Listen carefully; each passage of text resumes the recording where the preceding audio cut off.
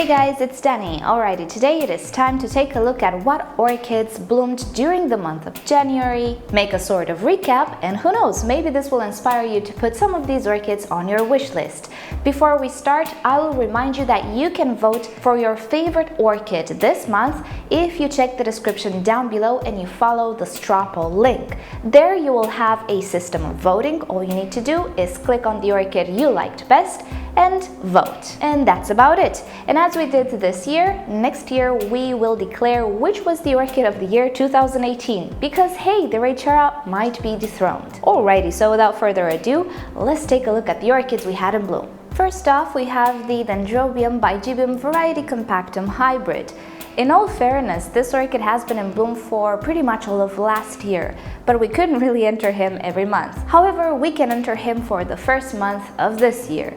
So as you can see, he made a full recovery, and it's just such a prolific bloomer that everyone should have him.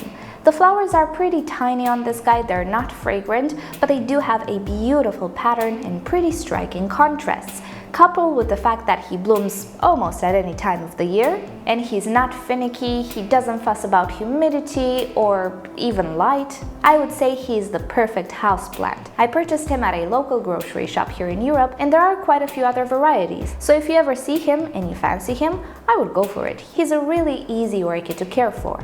Next up we have another Dendrobium, but this is a seasonal bloomer and it's a completely different variety. This is the Dendrobium Berry Oda, and I'm happy to see that lately in flower shops they come with a tag and it says Berry Oda on them, which is great. If more nurseries would put tags on their orchids, things will be a lot better. So this guy is actually a commercial nursery hybrid. It is a Kingianum hybrid, but it's easy to care for in a home. The Kingianum usually requires that winter rest and drought. This one doesn't. You can continue to water it, reduce fertilizer because there's really no need. It doesn't grow any leaves or any canes, it just prepares the buds. So no fertilizer for this guy in the autumn and winter time, and you will get a beautiful display of tiny, fragrant flowers. Yes, this orchid is fragrant, it smells like honey, it has beautiful purple little flowers, and it's just so charming. You can find him in flower shops or grocery stores. At least here in Europe, it has become quite popular. So again, if you see this one for sale, and typically they have pretty much the same price as the Phalaenopsis, definitely go for it. I don't think you will regret it. The only downside is he only blooms at the end of winter, early spring. Next, we have the beautiful Cattleya Maikai, one of my favorite Brassavola hybrids, and here she is after a couple of weeks since she bloomed. You can see that the petals are pretty washed out. When this orchid first opens, it has a pretty intense purple color, but then as time passes, it slowly fades away. I would say it faded away gracefully, it's not that bad. The flowers on these orchids don't last all that long if you compare them to other orchids, so it's okay, it makes the blooming time even more special. This is the very first time this orchid blooms for me, and I am not disappointed. She is one of the ICU orchids, if you can believe it. She's also fragrant at nighttime, just like any other Brassavola, but the fragrance is pretty mild, I would have to say, compared to another orchid which just opened, but we're gonna see her next month. This is pretty mild, so if you're looking for a Brassavola scent which will not kick you out of the room at night, I think this would do great. I have definitely smelled more intense Brassavolas than this. Overall, she is quite a cute little orchid with a beautiful multi-flowered bloom display. Next we have my pink NoID Cattleya in bloom again. We had her in bloom a couple of months ago, but she did mature another pseudobulb and created yet another flower. The pseudobulb is really tiny, this orchid is actually recovering, but it's okay, the flower is not tiny at all. Now this is one of my very old Cattleyas in my collection. She can produce multiple flowers on an inflorescence, being that she is stressed and recovering, she only produced one. The flower is a beautiful lavender pink and it is fragrant. It's not very intense and smells like lilies, which is a typical fragrance for Cattleyas, but I do enjoy these fragrances and I do enjoy this orchid. When she is in her full glory, she can produce up to 3, maybe even 4 flowers, so you can imagine that the display is a lot more showy. This year we are starting off with 1 flower, but I'm okay with that. It is up to me to offer her a better life and no more stress. Next up, we have the Cycnodes Jumbo Puff with 2 flower spikes this year. Sadly, one of the flower spikes opened at the beginning of this month, or actually of last month, and is now starting to fade away, as you can see, but the other flower spike looks great. Cattleya orchids don't have very long-lasting flowers, and they usually fade within the month. But I really wanted to catch this guy with both of his flower spikes in bloom. This is a really nice hybrid, very similar to the Cycnodes Windy Light, but of course with different looking flowers. Shape-wise, they do look the same. Color-wise, no. And fragrance, yet again, no. This orchid doesn't smell like a pharmacy. It smells slightly sweet.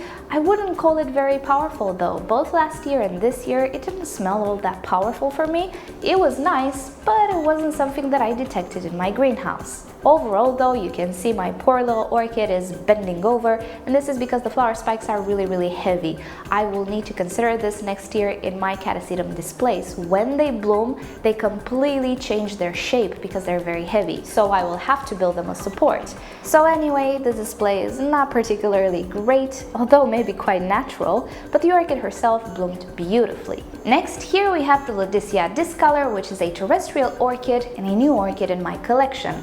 Honestly, I purchased it for the leaves because they do have a beautiful pattern, but it just so happened that the orchid bloomed. We presented her this month. In my eyes, the flowers are not something to write home about, but they are pretty cute, pretty dainty, and some of you told me that this orchid is fragrant. I'm not sure if it was wishful thinking or what it was. One day I sniffed it and I think I felt something, or actually, sorry, I smelled something.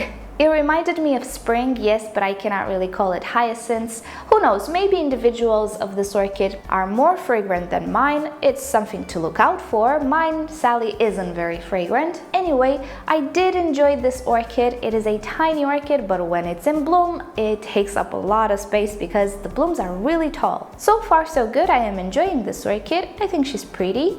And one thing's for sure, she is totally different than my other orchids, bloom-wise and foliage-wise. Next up, it's my Paphiopedilum American Hybrid, which is so tall that he doesn't fit in the frame. This guy has been doing really nice for me, like he always did. The American Hybrid is one of the easiest Paphiopedilums you can grow. Here in Europe, we have a pretty popular provider, which offers both the Modier and the American Hybrid. If you look on their website, you can actually identify your paps, and most paps in Flower Shop actually come from them.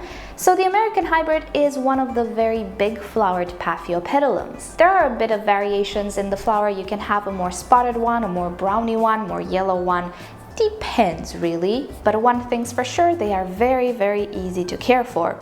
Overall, I would say that the green-leaved Paphiopedilums have done a little better for me than the mottled ones, although I cannot really complain all that much about the mottled ones, but definitely, no matter the setup, I kind of always had more success with the green-leaved ones, which is great because I do have quite a few which are sequential bloomers. So I feel like I'm gonna specialize more on green-leaved Paphiopedilums from now. And the American Hybrid, even though he is a commercial hybrid, he looks very much like the Insigni. I bet you he is a hybrid of that one. And for me at least, it's always very easy to care for. So again, if you see him in flower shops, I would definitely go for it. If you were always scared of Paphiopedilums, definitely you can try with this one.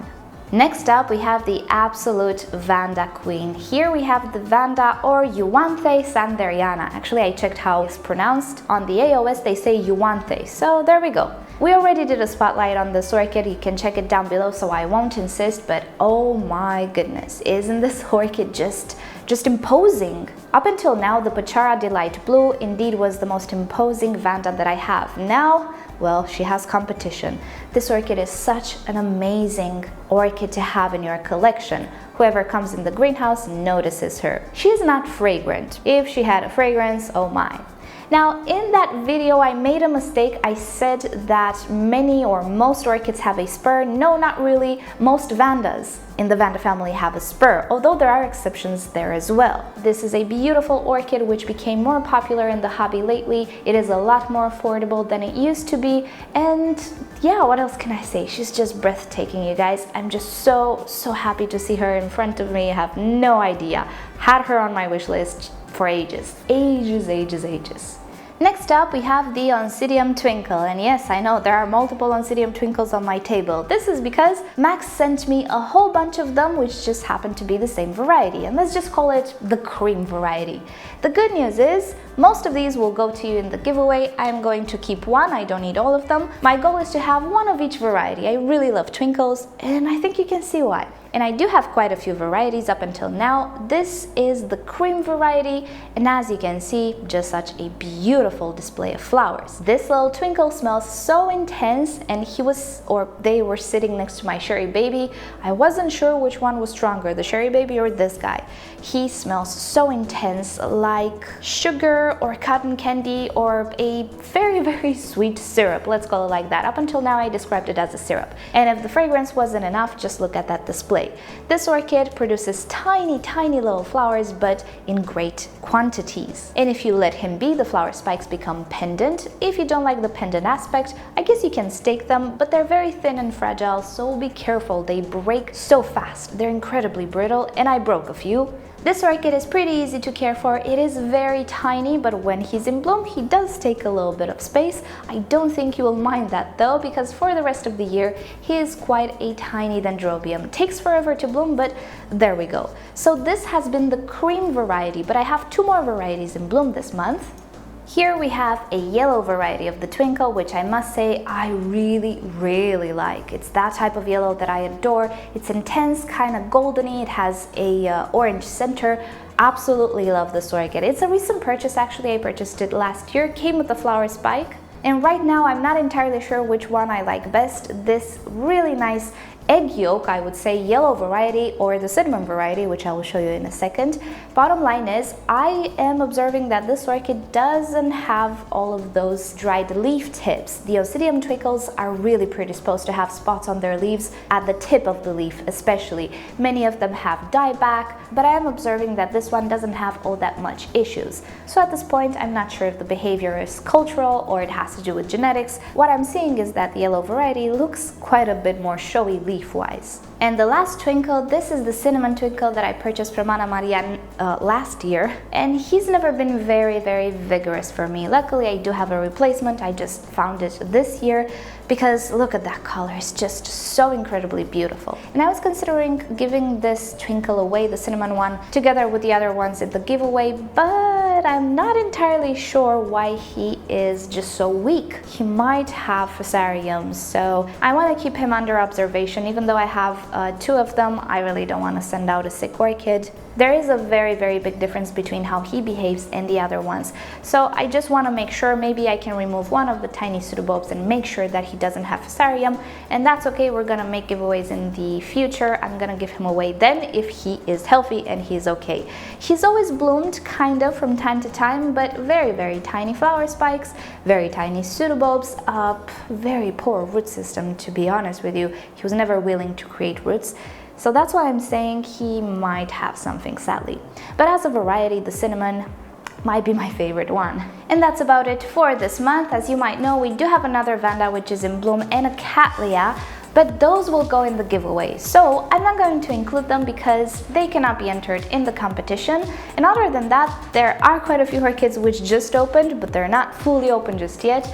We'll just leave them for February. So thank you so much for watching. Hope you've enjoyed this. You got inspired. Maybe you saw an orchid you didn't know. If you want to know the full names of all of these orchids, check the description and you will find them there. Also, you will find the poll. Don't forget to vote. And yeah, I hope you've enjoyed this video. You know the drill. If you did enjoy it, give it a thumbs up. If you hated it, give it a thumbs down. Subscribe to my channel for regular orchid videos, and don't forget to turn on notifications so you never miss a video. And with that said, I'll see you all next time. Bye!